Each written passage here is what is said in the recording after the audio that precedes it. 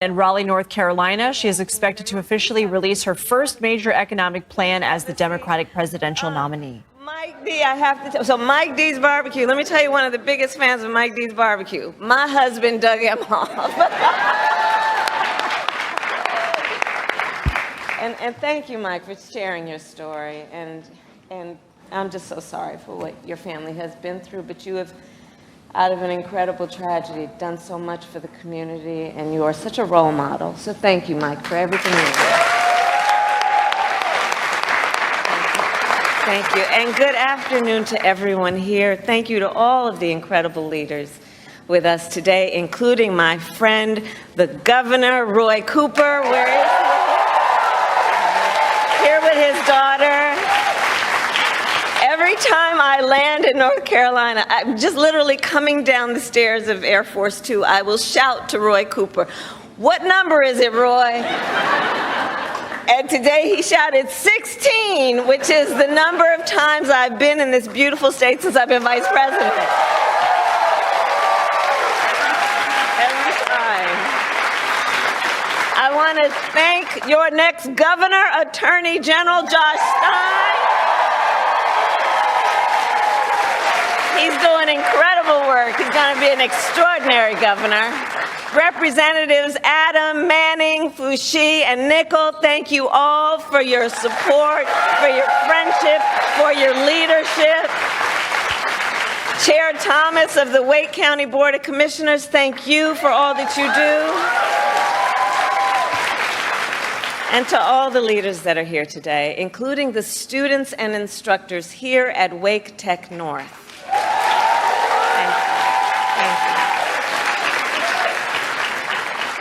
So thank you all. So listen, this election, I do strongly believe, is about two very different visions for our nation. One, ours, focused on the future, and the other, focused on the past. We see that contrast clearly in many ways, including when it comes to how we think about the economy. So our country has come a long way since President Biden and I took office. At that time, we sadly remember the millions of Americans that were out of work. We were facing one of the worst economic crises in modern history. And today, by virtually every measure, our economy is the strongest in the world.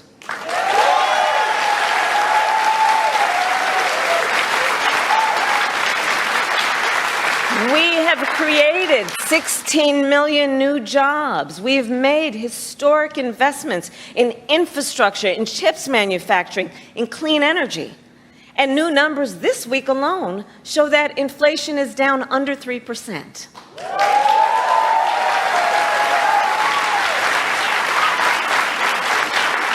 And as President of the United States, it will be my intention to build on the foundation of this progress. Still, we know that many Americans don't yet feel that progress in their daily lives. Costs are still too high.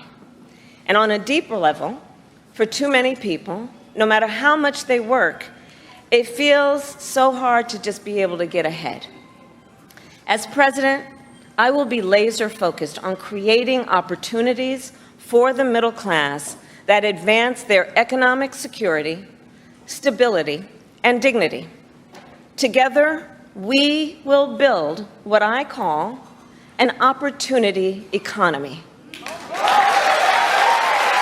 An opportunity economy. An economy where everyone can compete and have a... I just want to say that I think that she is so much more relaxed as the nominee. I think she actually self-actualized. And I think that they're preparing her a lot better. I think like she actually just relaxed because she achieved her goal and now she's just like comfortable in her own skin. I don't know. I could just it's not just that like we've changed our position on her because she's the nominee. It's literally she has actually improved. It's like somebody getting called up to the majors and just going on a heater.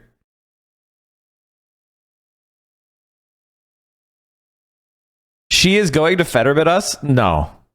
Guys, Fetterman will never happen again. No one is ever going to surprise us that much. Fetterman really, like, he went insane on Israel, and it was not foreseeable. You could think that he was going to be a bog standard Democrat on Israel. That was foreseeable. But anybody going like, oh, you could have seen this coming is batshit. Guys, he was standing next to Manchin and Cinema to clap Netanyahu. That's freak shit. That's freak shit. That's like the worst of the worst in the Senate. That was not foreseeable. That was an utter betrayal.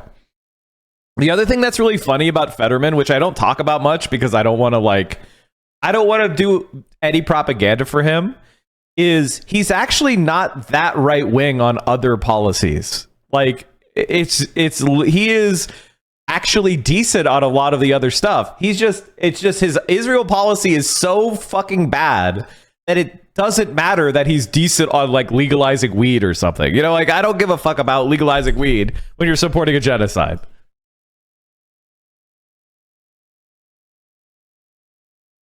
Like his position on Israel is so bad that it washes away any other positive goodwill he might have. Real chance to succeed. Everyone, regardless of who they are or where they start, has an opportunity to build wealth for themselves and their children. And where we remove the barriers to opportunity, so anyone who wants to start a business or advance their career can access the tools and the resources that are necessary to do so.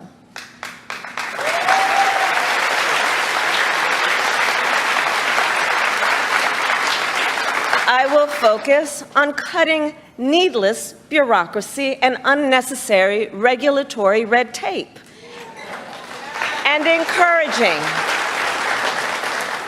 encouraging innovative technologies while protecting consumers, and creating a stable business environment with consistent and transparent rules of the road. As president, I will bring together labor with small businesses and major companies to invest in America, to create good jobs, achieve broad-based growth, and ensure that America continues to define the future and lead the world.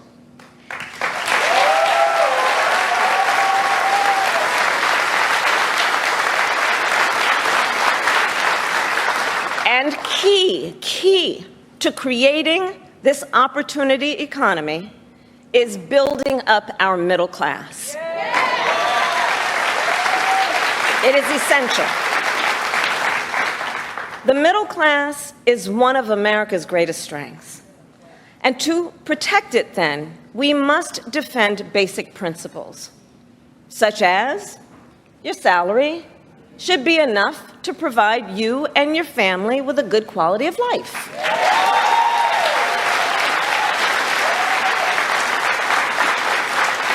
Such as no child should have to grow up in poverty.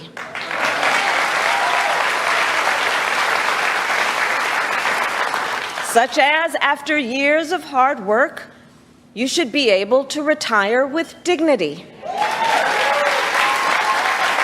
And you should be able to join a union if you choose. Building up the middle class will be a defining goal of my presidency, because I strongly believe when the middle class is strong, America is strong.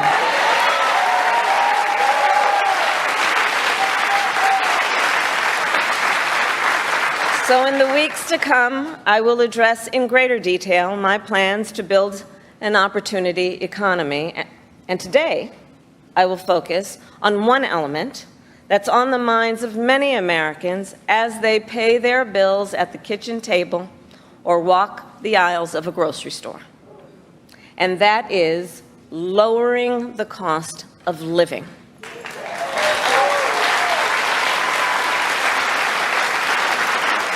So as I watch this, what I'm struck by is that she's just a much better politician than Joe Biden.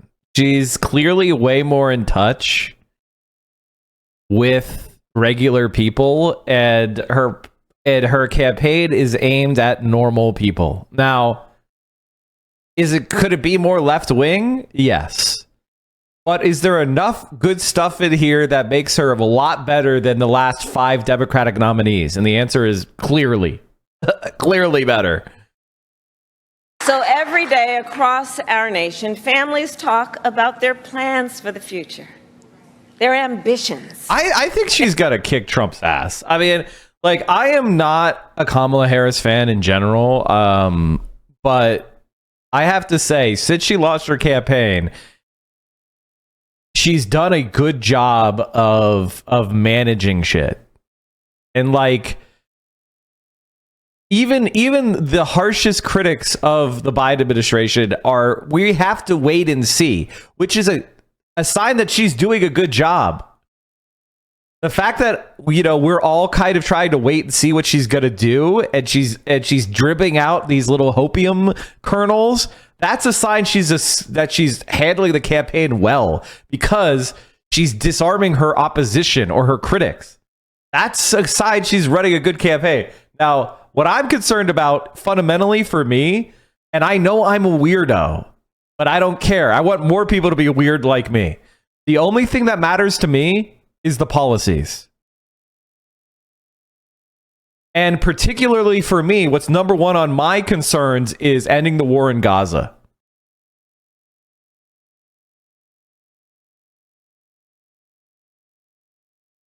So, like, if she wants my full-throated support, they have to end the war in Gaza. That's it. I'm going to evaluate what she says, and I'm going to give her a fair opportunity, because that's what I said I would do, and that's what I always will do. I'm not somebody who thinks that the best strategy is to just be a contrarian and be a Debbie Downer and just try to down talk the Democratic Party no matter what is happening, because I don't think that actually accomplishes anything, and that's not me.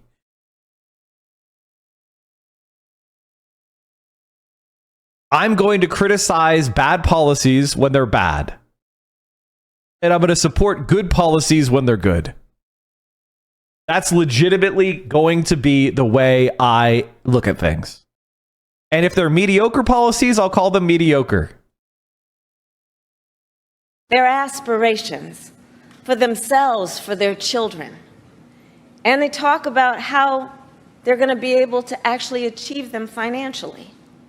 Because look, the bills add up. Food, rent, gas, back to school clothes, prescription medication. After all that, for many families, there's not much left at the end of the month. I grew up in a middle-class household. For most of my childhood, we were renters. My mother saved for well over a decade to buy a home. I was a teenager when that day finally came, and I can remember so well how excited she was.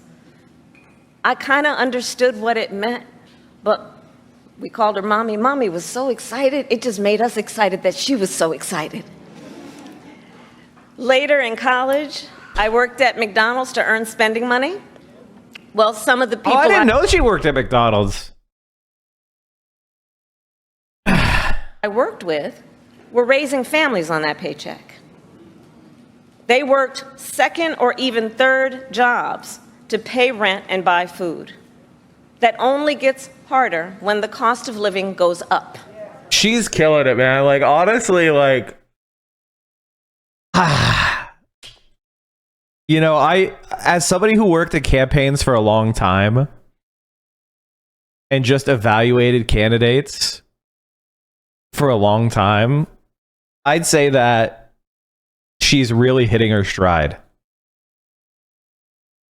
It's hard to fault it. I mean, like, obviously it's not what I would do, and it's not what I would advocate for necessarily, but she's really doing a very good job of straddling the lines of the Democratic Party right now, which is like, she's like, I worked at McDonald's. I work with people who work 2 or 3 jobs. I experience, that is a direct appeal to the left. That is a direct straddling. But she's not using the most class conscious ways and strident ways of talking about it, which is a way of keeping libs on board. She's doing a very good job of straddling the fault lines of the Democratic Party. As a politician, that's just a fact. So you could just look at what she's saying and say, okay, she's specifically talking about people who work at McDonald's as being worthy human beings, which in our culture, flipping burgers is an insult.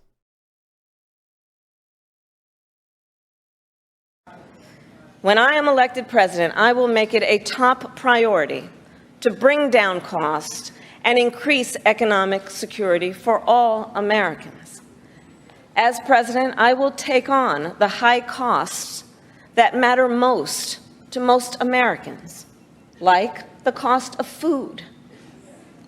We all know that prices went up during the pandemic when the supply chains shut down and failed. But our supply chains have now improved, and prices are still too high. A loaf of bread costs 50% more today than it did before the pandemic. Ground beef is up almost 50%. Many of the big food companies are seeing their highest profits in 2 decades. And while many grocery chains pass along these savings, others still aren't. Look, I know most businesses are creating jobs, contributing to our economy, and playing by the rules. But some are not. And that's just not right. And we need to take action when that is the case. As I said before, she's straddling the lines. She's straddling the lines. And I think one of the things that I'm seeing with the Harris campaign, which is different than typically what the centrist Democrats would do, is the centrist Democrats, they would go to the right and then they would look left and they say, what are you going to do? Vote for a Republican? Whereas with the Harris campaign, she's trying to keep one foot in both sides. She's treating the progressive side as an equal to the liberal side. She's not looking left and saying, what are you going to do? Vote Republican.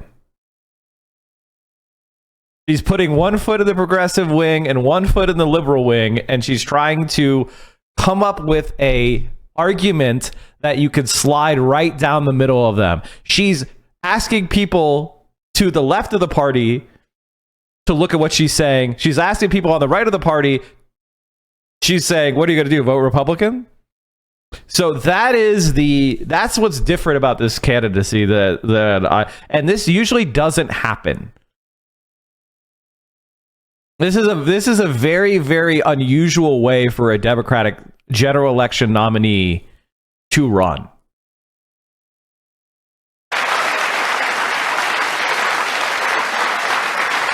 As Attorney General in California, I went after companies that illegally increased prices. Do you see what I mean? That sentence right there is a exact example of what I mean. And that seems to be her strategy. She says, as a prosecutor, I went after, and all of us are like, ew, prosecutor. She's like, I went after companies. Now suddenly, now we're smiling. So she's referencing the people that are like, oh, I'm worried about law and order. I'm worried about law and order. But she's not saying, I went after those damn fucking homeless scum. She's like, I went after the companies that broke the rules. So she is straddling the line exactly correctly to keep the Democratic Party going in the right direction, which is leftist. She went after bad companies, which is what you want. I want prosecutors that go after companies. And that is what makes her campaign a little bit different for me, and why I've been like, listen, I'm not coconut pilled, but I'm like, huh, interesting. Interesting she's doing this strategy. It makes me a lot more interested to see what's going on. And I think Tim Walz is exactly the same way. Tim Walz is the same type of Democrat, which is they want to bring in the progressive wing by compromising with the progressive wing, not vote shaming it, not blackmailing it, not extorting it, by compromising with it, which means we're not getting the policies in the way that we want them, but we're getting our policy interests addressed through a compromise. That is an interesting strategy. Including wholesalers that inflated. So let's back that up so you hear what I mean when I say she's straddling the party. % more today than it did before the pandemic. Ground beef is up almost 50%. Many of the big food companies are seeing their highest profits in 2 decades. And while many grocery chains pass along these savings, others still aren't. Look, I know most businesses are creating jobs, contributing to our economy, and playing by the rules. But some are not. And that's just not right. And we need to take action when that is the case.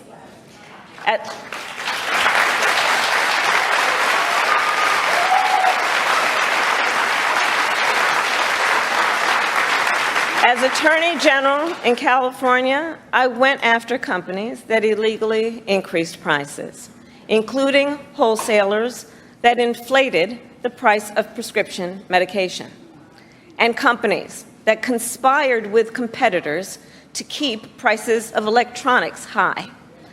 I won more than $1 billion for consumers.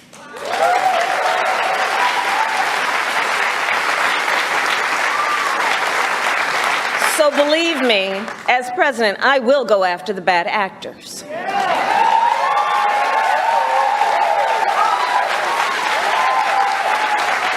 And I will work to pass the first ever federal ban on price gauging on food. Price gouging, not gauging. My plan will include new penalties for opportunistic companies that exploit crises and break the rules. And we will support smaller food businesses that are trying to play by the rules and get ahead.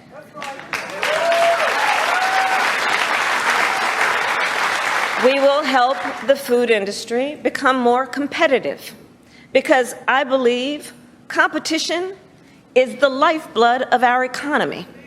More competition means lower prices for you and your families.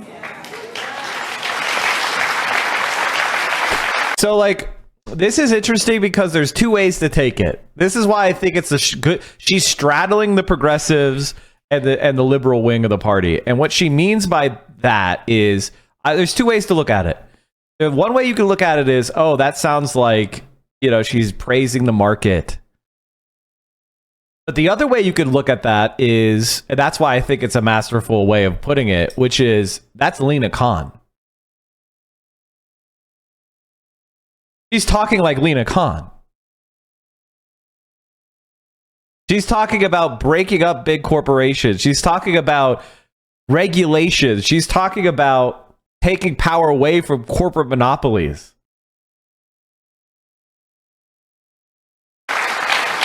Now compare what Donald Trump plans to do. He wants to impose what is, in effect, a national sales tax on everyday products and basic necessities that we import from other countries. That will devastate Americans.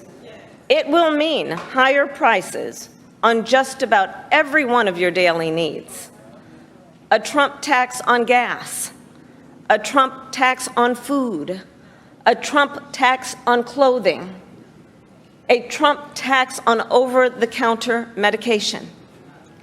And economists have done the math. Donald Trump's plan would cost a typical family $3,900 a year. At this moment, when everyday prices are too high, he will make them even higher. As president, I'll take on the issue of the cost of health care. As Attorney General, I took on insurance companies and Big Pharma and got them to lower their prices.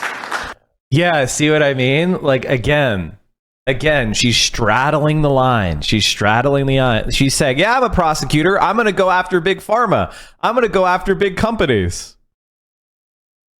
And I don't care who you are, unless you're some sort of anarchist. You want prosecutors going after Big Pharma. I know I do. President Xi, arrest those people. So that is a smart way of doing it. She's leaning into her prosecutorial record, but in a way that is unoffensive to me, which is she's talking about prosecuting corporations. I like that. That's a good idea. And together with President Biden, we've gone even further. We capped the price of insulin at $35 a month, and the total cost... The one thing I think she could improve on, just like making suggestions, as a campaign staffer, is she needs to learn to work the crowd a little bit better. Like when people want to, when she reads a line, she needs to think in her mind, is this something people are going to want to cheer? And if it's something people want to cheer, she needs to like encourage it by the way you say the sentence, and then add a pause. And sometimes when you're writing a speech or it's hard to tell when the crowd might cheer. So I think that's the one thing she needs to work, because you don't want to step on the crowd cheering. You want to say something and then have the crowd cheer it, because when that gets clipped, it makes it look even popular. You know what I mean? It makes it look more popular. What you're saying is more popular, as opposed to like awkwardly stepping on it and then people like half cheering. That doesn't look good. Like this is what made Obama very good. Obama was so good at that. Obama was so good at getting the crowd to cheer, and then kind of like Mussolini with the chin, like taking it in. And the total cost of prescription drugs. See, she's stepping on the crowd. You shouldn't do that. You shouldn't do that. Like, this is a very minor quibble. This is just campaign staffer advice. Like, don't step on the crowd. Let them cheer. Be like, start clapping yourself. Be like, you know what I mean? Like, that's the type of stuff that you should do, And it's hard to do this stuff. This is really hard. But at $2,000 a year for seniors, we let Medicare negotiate lower drug prices for seniors. And just yesterday, we announced that we are lowering the price by up to 80% for 10 more life-saving drugs.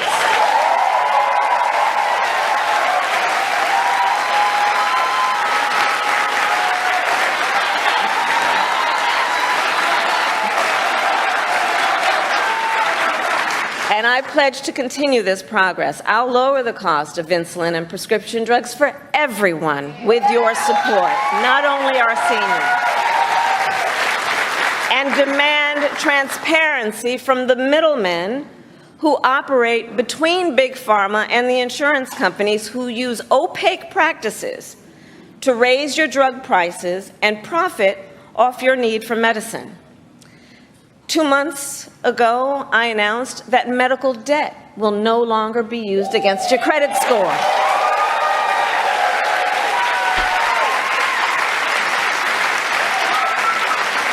And I will work as president with states like here in North Carolina, Roy Cooper, thank you again, to cancel medical debt for more and more, millions more Americans.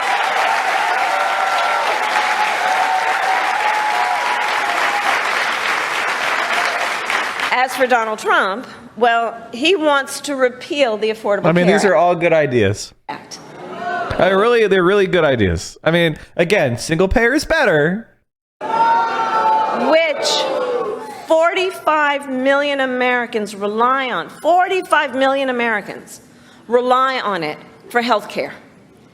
That would take us back to a time when insurance companies could deny people with pre-existing conditions.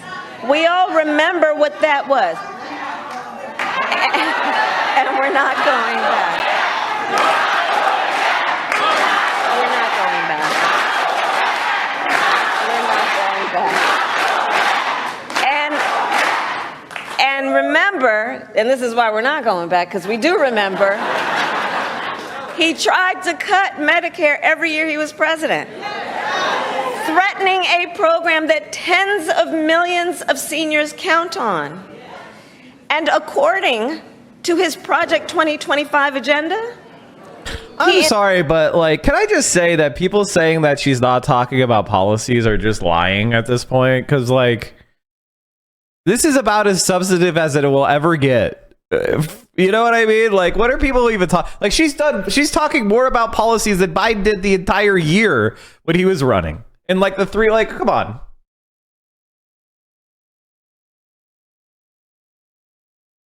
intends to undo our work to bring down prescription drugs, the cost of prescription drugs, and insulin costs. Well, we've come too far to let that happen.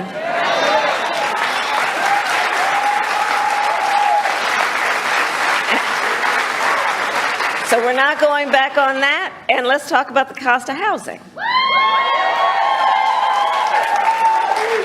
So now, breaking, U.S. official says Mideast mediators are preparing to implement ceasefire deal before final agreement.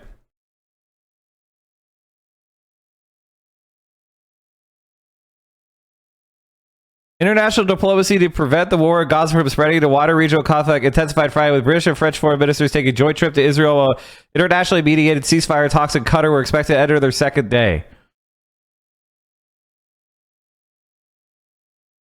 Yeah, this is the British and the French and the Israeli foreign minister.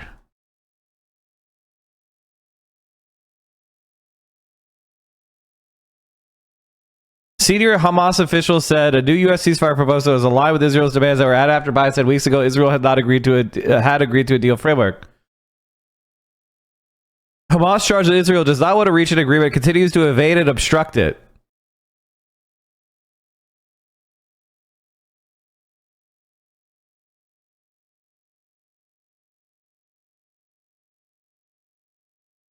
Okay, this is from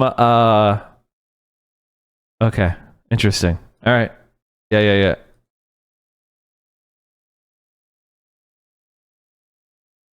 The official who spoke to reporters on condition of anonymity said the proposal currently on the table basically bridges every gap between Israel and Hamas. This literally just dropped. This dropped 4 minutes after this tweet. So a new implementation cell was being established in Cairo, which would focus on the deal's logistics, including releasing the hostages, providing humanitarian aid for Gaza, and monitoring the terms that of the deal are met. Comments come after mediators expressed hope for an imminent deal. They said 2 days of talks that wrapped in Qatar, and they plan to reconvene in Cairo next week to seal an agreement to stop the fighting.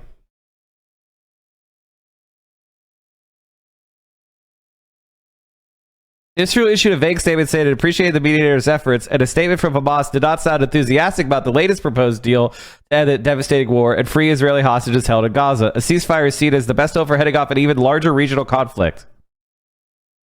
Joe Biden seemed optimistic, saying, "We are closer than we've ever been to an agreement."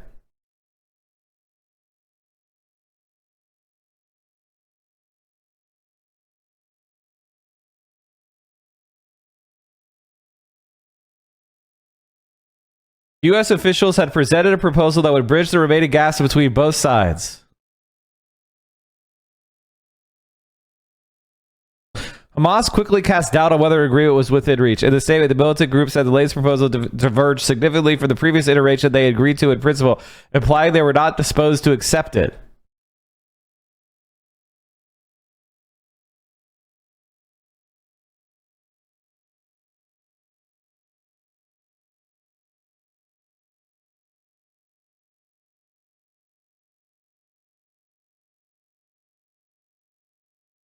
Egypt's foreign minister said Friday that a ceasefire deal was key to tamping down temperatures across the region. We will exert all efforts in order to reach an immediate ceasefire of the Gaza Strip, as this is the basis to stop the escalation.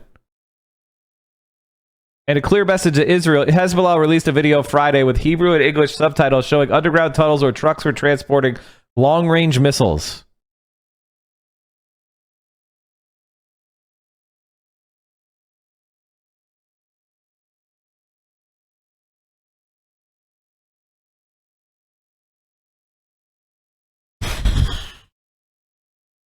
Okay. Yeah. I mean, as I said before, I mean, this doesn't mean Hamas will not agree.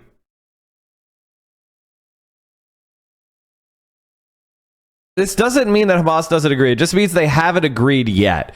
And it also, we don't know what was changed. We don't know enough to really comment on this very intelligently. The only way this is real is if the U.S. is trying to avoid the nuclear war or fast tracking to. Yes, of course they are. Nobody wants to fight a war with Iran. All right, back to Kamala Harris. The housing market can be complicated, but look, I'm not new to this issue. As State Attorney General, I drafted and helped pass a homeowner Bill of Rights, one of the first in America. And during the foreclosure crisis, I took on the big banks for predatory lending with many of my colleagues, including Roy Cooper, and won $20 billion for California families when I was Attorney General.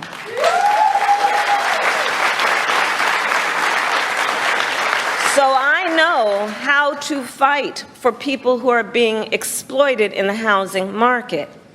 And I know what home ownership means. It's more than a financial transaction. It's so much more than that. It's more than a house. Home ownership and what that means, it's a symbol of the pride that comes with hard work. It's financial security. It represents what you will be able to do for your children.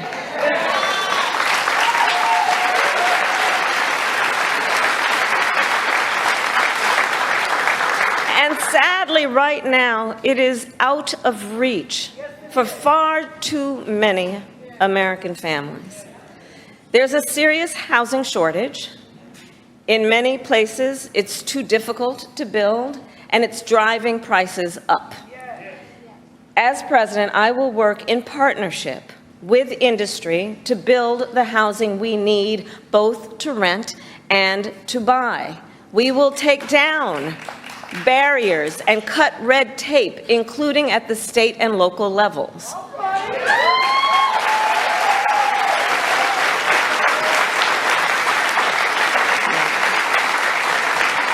And by the end of my first term, we will end America's housing shortage by building 3 million new homes and rentals that are affordable for the middle class. And we will do that together. We will do that together. And we will make sure those homes actually go to working and middle class Americans, not just investors. Because, you know, some corporate landlords, some of them buy dozens, if not hundreds of houses and apartments. Then they turn them around and rent them out at extremely high prices. And it can make it impossible then for regular people to be able to buy or even rent a home. Some corporate landlords collude with each other to set artificially high rental prices, often using algorithms in price-fixing software to do it. It's anti-competitive and it drives up costs. I will fight for a law that cracks down on these practices.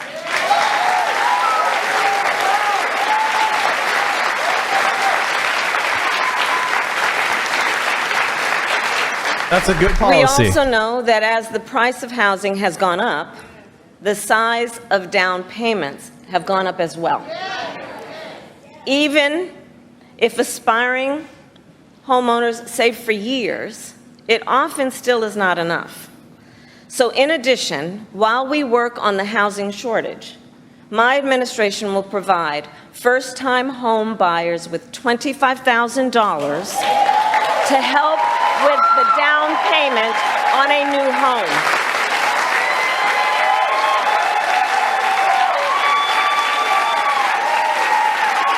We can do this. By the way, chat, you know, whether you think it's enough or not, this is a good policy. I mean, I'm sorry. We can do this. It would be better to, I'm more concerned on the supply side, personally. That's my concern. I don't think there's enough housing, period, in any major American city. But as far as a policy, it's a left-wing policy. It's a center-left policy. That's what it is. $25K is not much for a down payment these days.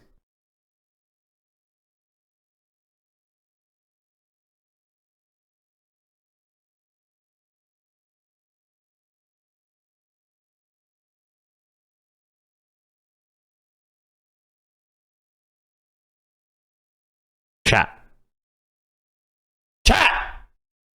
Come on! The average home in America is around $400,000.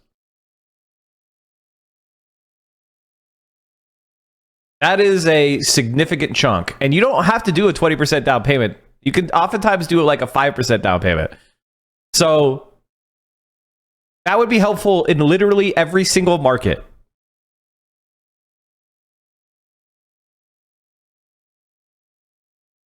You just have to pay PMI if you don't do a 20% down payment. But if you have 25K and you add another 25K, now you're starting to cook. First-time home buyers only need 3% down. Yeah, exactly. That's what I'm saying. Like, she's literally saying she's going to give you the down payment or a significant portion of it.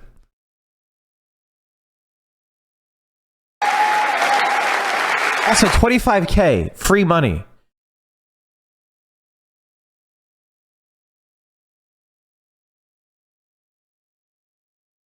Do you understand that 25K of free money is 25K of free money? If you don't own a home, she's saying, I want to give you $25,000. And you're going like, I don't know. What? All to help more Americans experience the pride of home ownership and the financial security that it represents and brings. So that's my plan. You know they aren't going to do that? Like, what the hell? It ain't going to happen? Free 25K? Why do you think that won't happen? What are you talking about? We're the richest country in the world! Do you know how big America is? Do you know how much money is in America? Do you know how much money is in America? There has been a $60 trillion, $60 trillion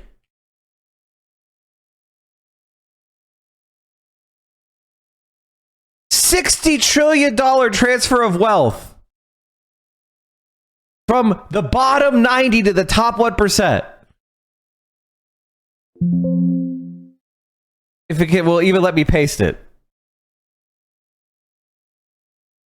For the love of God.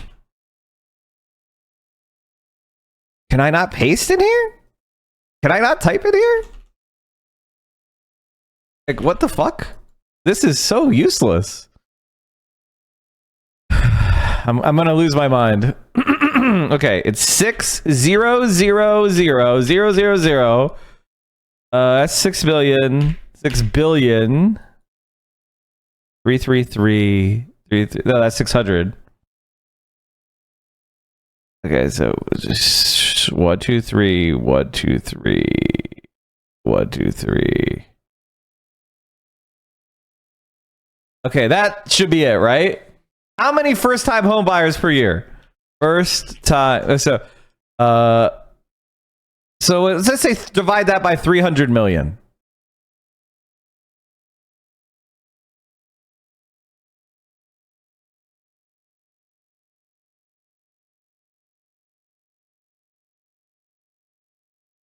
That's $20,000 from every single person in the bottom 90% to the top 1%. Do you understand? That's just a transfer of wealth. That's not all the wealth they have. There's been a $60 trillion transfer of wealth for the bottom 90%. So that's $20,000 from every one of your pockets to the top 1%. Everyone, 300 million people. That's what 600 trillion means.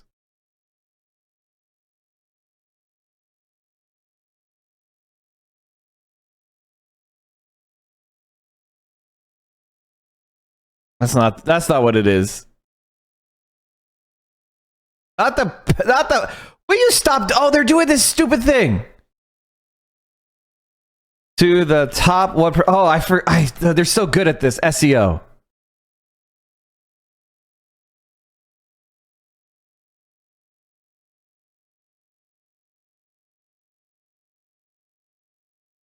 Trillions of dollars going to heirs will largely reinforce equality. Oh no, they're doing this thing. Oh, here it is. Thank you, Time Magazine. The top 1% of Americans have taken 50 trillion from the bottom 90%, and that's made the U.S. less secure. Sorry, that was back in 2020. It's 60 trillion now. You did 6 trillion. You missed a zero. Oh shit! It should be. Oh, I did 6 trillion, not 60. Oh, whoops. Thank you, chatters. It's 200K. Sorry. 200K from every man, woman, and child to the top. Thank you, chatters, for noticing. I'm sorry, there's too many zeros in a trillion. Sorry.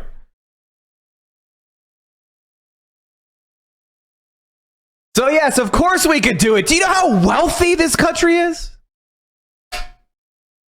And it's just first-time home buyers. How many first-time home buyers per year? There were 1,782,000 first-time home buyers. 1.7 million.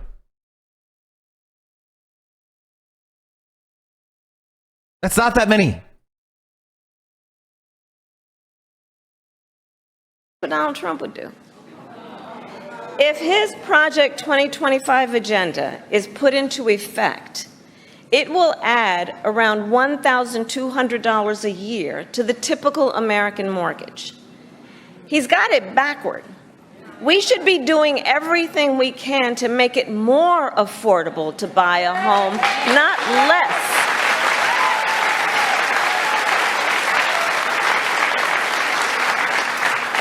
Finally, there's one more way I will help families deal with rising costs, and that's by letting you keep more of your hard-earned money.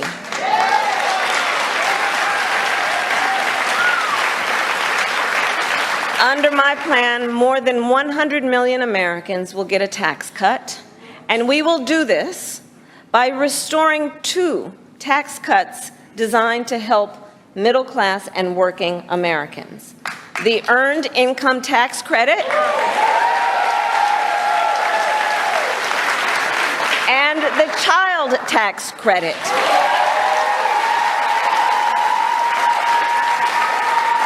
Through which millions of Americans with children got to keep more of their hard-earned income. We know this works and has a direct impact on so many issues, including child poverty. We know it works. So as president, I'll not only restore that tax cut, but expand it. We will provide $6,000 in tax relief to families during the first year of a child's life. Now think what that means. Think what that means. That is a vital, vital year of critical development of a child. I hope they give them money a little bit before birth so people have enough time to, get like cribs and shit instead of waiting till after. But knowing the Democrats, it'll be after. And the cost can really add up, especially for young parents who need to buy diapers and clothes and a car seat and so much else. And we will do this while reducing the deficit. Compare my plan with what Donald Trump intends to do. He plans to give billionaires massive tax cuts year after year. And he plans to cut corporate taxes by over $1 trillion, even as they pull in record profits.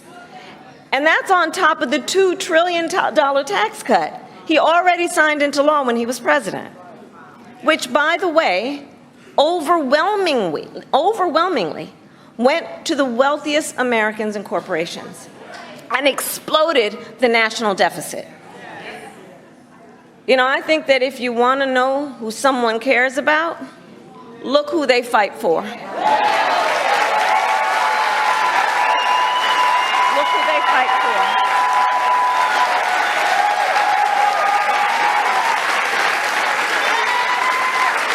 Donald Trump fights for billionaires and large corporations. I will fight to give money back to working and middle-class Americans.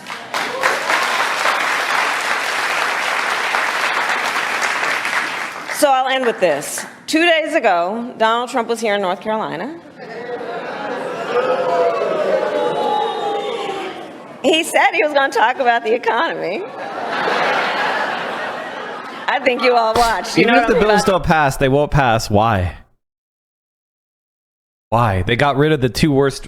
They got rid of. If the Democrats control the Senate, they'll have replaced Kyrsten Sinema with Ruben Gallego, who is he's like an Elizabeth Warren Democrat.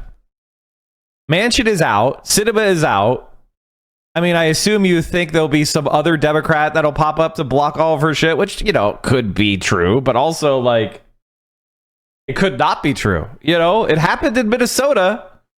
In Minnesota, they got a bunch of shit done. She picked Tim Walz, who did a bunch of stuff with 1 vote majority. I just think, here's my opinion. I am not going to get irrationally exuberant, but I'm also not going to just say it's not going to happen without providing analysis first. You know what I mean? Like, that's stupid cynicism. That's your body not, I think you feel yourself feeling something and you're like, oh no, I don't want to be broken up with again. I don't want to be betrayed again. And so you're telling yourself not to believe a thing is going to happen. And here's the thing.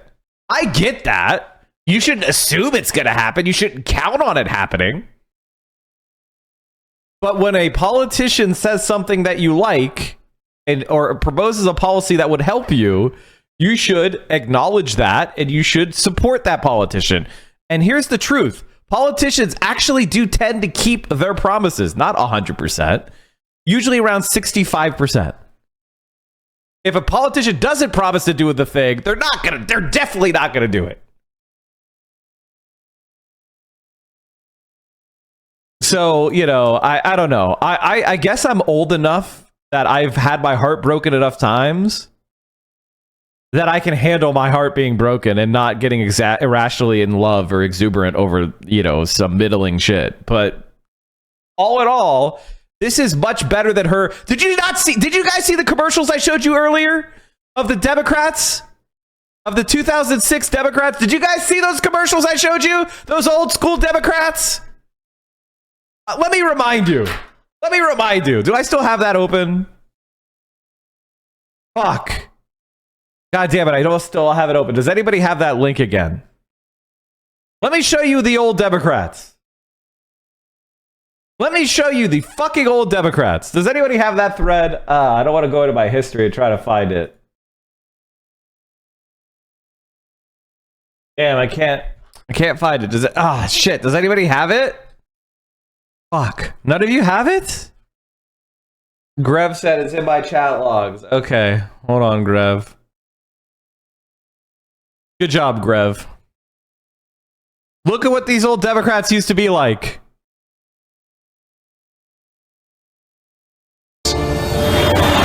Bobby, up there, they're looking out for themselves.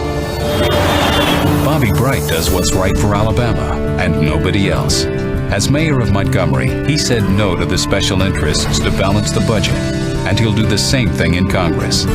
Bobby Bright supports our Second Amendment gun rights, and he supports their right to life. Bobby Bright for Congress. what's right for Alabama. The Democratic Congressional Campaign Committee is responsible for the content. She fought to get our veterans the first full. Kay Hagan, former vice president at North Carolina's largest bank, then a decade in the state Senate, reaching across party lines to ban driver's licenses for illegal immigrants. Walz gave licenses to illegal immigrants. Balanced 5 state budgets in a row. Expand Walz increased the budget of the Minnesota state government by 40%. early childhood education and raise teacher pay. Now the U.S. Senate needs a leader who'll finally put independent thinking and middle-class families before the Washington special. My opponents would have you believe I vote with Barack Obama and Nancy Pelosi. Well, that would come as a big surprise to them. I voted against the Wall Street bailouts, the Obama stimulus, and his health care bill. And I fought the EPA every step of the way. I've helped cut spending and supported a balanced budget amendment. Every year since... This is what I'm used to seeing. Special Okay. interests. Okay? To say. But he offered no serious plans to reduce costs for middle-class families. No plan to expand access to housing or health care. And that, actually, I think for most of us, was not surprising.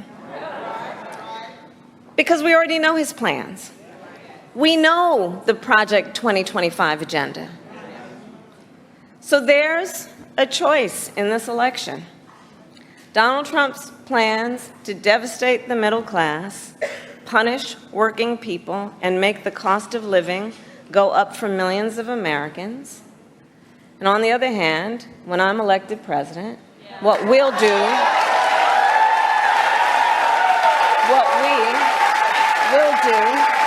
to bring down costs, increase the security and stability financially of your family, and expand opportunity for working and middle-class Americans. Wait, where's the balanced budget? What about a balanced budget?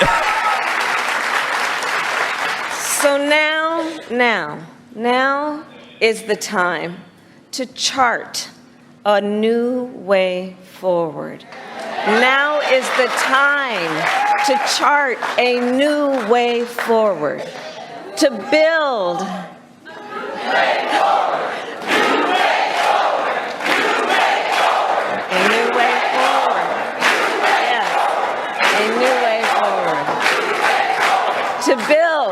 to build an America where everyone's work is rewarded and talents are valued, where we work with labor and business to strengthen the American economy. Yeah, see what I mean? Like, this actually does remind me more of a traditional New Deal Democrat style language. That's what this reminds me of. This reminds me of an old school lib as opposed to neo-lib. That's the structure. Thank you for the prime. And where everyone... That's how they talk, which is like, we got to get labor, we got to help labor, and we got to make sure our businesses are successful. That's how they always talk. ...has the opportunity not just to get by, but to get ahead. So I thank you, North Carolina. We're going to get this done. And with your help, God bless you, and God bless the United States of America. God bless you.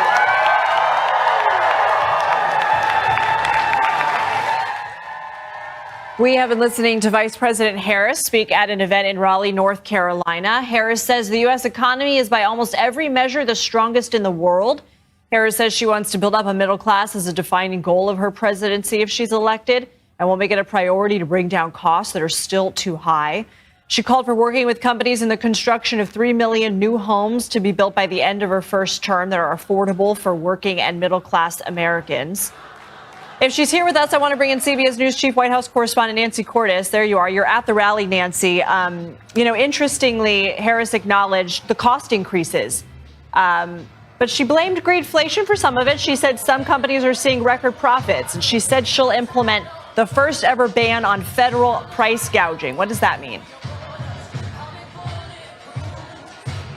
That's a great question, Lindsay. We have been asking the campaign exactly what that means. Does that mean that she's proposing imposing price caps on certain types of groceries, or does that mean that the federal government would only step in if there was a crisis and suddenly prices were to spike abnormally?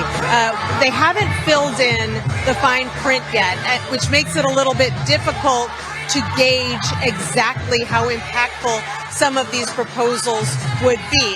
There's no question that this goes a step further than what President Biden proposed when he was running for office. At the same time, it sounds a lot like something that dozens of states do to prevent not just the food industry, but a whole bunch of industries from artificially raising prices steeply in the face of a crisis.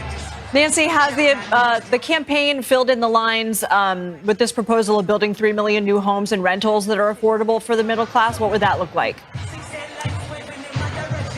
Yeah, we've got more details on that. So there are a few different aspects of that plan, a very ambitious plan. One of the proposals is to give first-time home buyers, particularly first-generation Americans, $25,000 to help them with their down payments. They already did this. They already did the cap. She was just reminding people of the cap. That's not her proposal. That's just what she said they already did. That being critical and trying to pick apart her economic message, all you need to know that it will benefit the average person. True. A recognition that new homes have simply, become out of reach for so many working Americans. There are also some tax incentives she's proposing to ensure that home builders construct homes that these first-time home buyers can buy.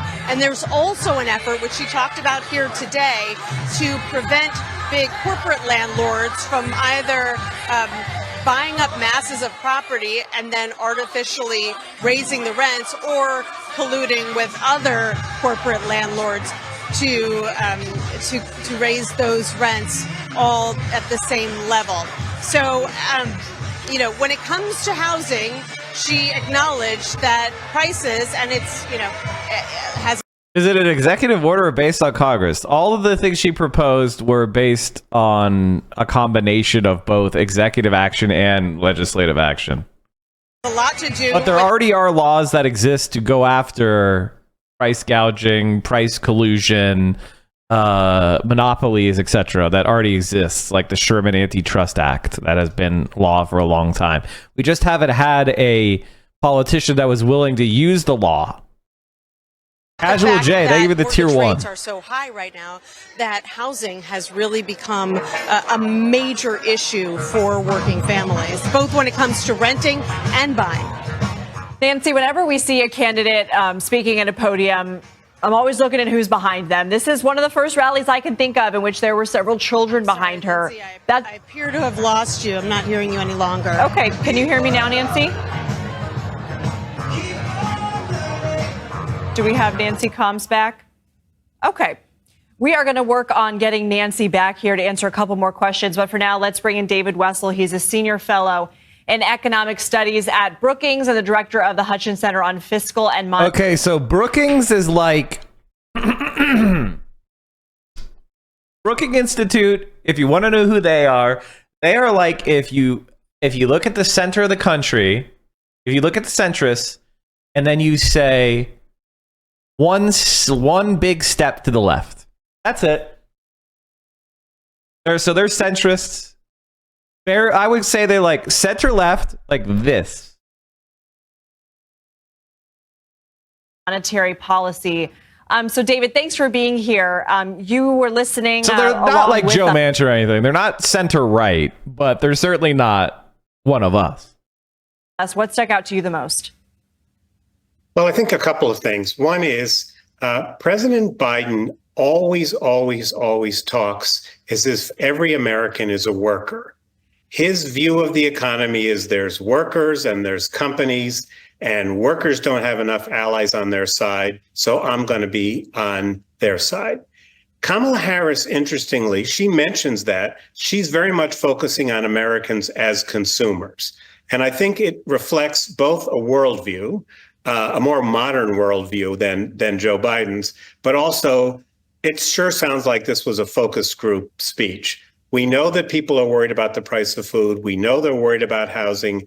I'm going to have a little proposal for each of those. Yeah, I also agree with that. I think that it's a much more savvy campaign than Joe Biden. Joe Biden saying, I expanded NATO is not exactly winning any votes. I don't understand the price gouging thing. It sounds a bit like too much federal regulation for my taste. See what I mean? See what I mean? And it doesn't quite clear how it's going to work. It's clear that she is backing what has been a very strong antitrust policy of the Biden administration. That's such a good That news. is to promote more competition. And on the housing thing, well, that sounds really ambitious. I looked it up while she was talking. So last year, we built 1.4 million new houses and apartment Total. units. And she's proposing to increase that by 3 billion. Does that mean on top of what the 1.5 billion we're going to get every year, or is she just basically taking credit for what was likely to happen anyways? I don't know. Okay. So more questions there. I think she's talking about a certain segment, which when you talk about 1.4 million, that's all segments. I think she's talking about like affordable housing for first-time home buyers, like, you know, the lower end.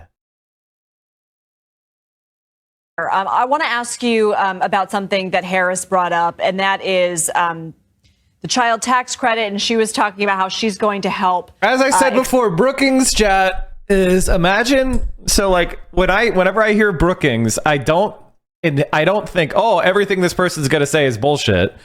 I say, this person believes in a liberal conception of the world and is skeptical. It is not strongly associated with organized labor, is not strongly associated with the left wing, but is interested in, you know, some redistribution, some levels of, you know, government regulation.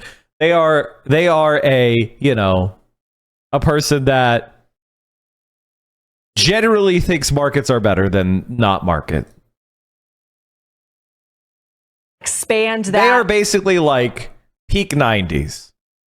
But also, That's a great she way of putting mentioned it, nebulous. Trump's proposed tariffs and basically Right. said you will end up paying more for all of your groceries anyway. Can you help us understand a little bit more about what Trump has proposed in terms of tariffs Right. coming in from other countries, but also China? So I think that if an economist were listening to that speech, that part was a part that many economists would agree with. What she's saying is we do need to subsidize low-wage workers. That's what we do through the Earned Income Tax Credit. And we do need to subsidize families with children. And so that's a clear tax cut because she's proposing things that are not currently in law. Former President Trump is proposing a 10% tariff on everything we import and a 60% tariff on stuff we import from China. He says, oh, the Chinese pay that. But most economists and most academic evidence say it gets passed along to consumers. So she's drawing that contrast, and I think she picked on something that Trump is very vulnerable on, and labeling tariffs as tax increases is not only accurate, but I think it'll play well with the public. Both campaigns have suggested that they want to eliminate taxes on tips. How would that work economically in ensuring that if that were to happen, which would be very popular, particularly in the state of Nevada, but how are the campaigns saying that they would offset that? Right. Well, nobody's saying anything about how would it offset anything. One of the things that I think Vice President Harris did by talking about price gouging and pushing pressure on corporations to lower prices, those are things that don't cost the federal government anything. So we don't widen the deficit. The tip thing, in my opinion, is just clear pandering to people who live in Nevada, which is a swing state. President Trump made a very broad thing, and the Harris campaign teased him by saying all those guys on Wall Street will say they make $2 a year and $10 million in tips. So her proposal is somewhat narrower, is just service and hospitality workers. But it's not clear to me why a bus driver who makes $20 an hour should pay more in Income taxes tax, yeah. than a waiter who makes $5 an hour and $7 an hour in tips or something. I think it would be very hard to enforce. Probably a lot of people get tips and don't pay taxes on them anyways. My guess is this one isn't going anywhere, but because I think it's a campaign promise to Nevada, and once the election's over, somehow that'll get lost. I could be wrong. Okay. David Wessel, thanks for joining us. I'm just kind of anti-tipping in general, and I think we should be focusing on getting everybody on treated as an employee so we can give them more labor protections. So, it is what anything that lowers taxes on workers is fine by me, but it's really just one of those President Trump's things. running mate, Ohio Senator J.D. Vance, stopped in Wisconsin today where he delivered remarks to the Milwaukee Police Association. So like 5 of the people that would always vote for him anyway. Okay. Americans' first impressions are positive for Walz, negative for Vance. But I thought he was too far left.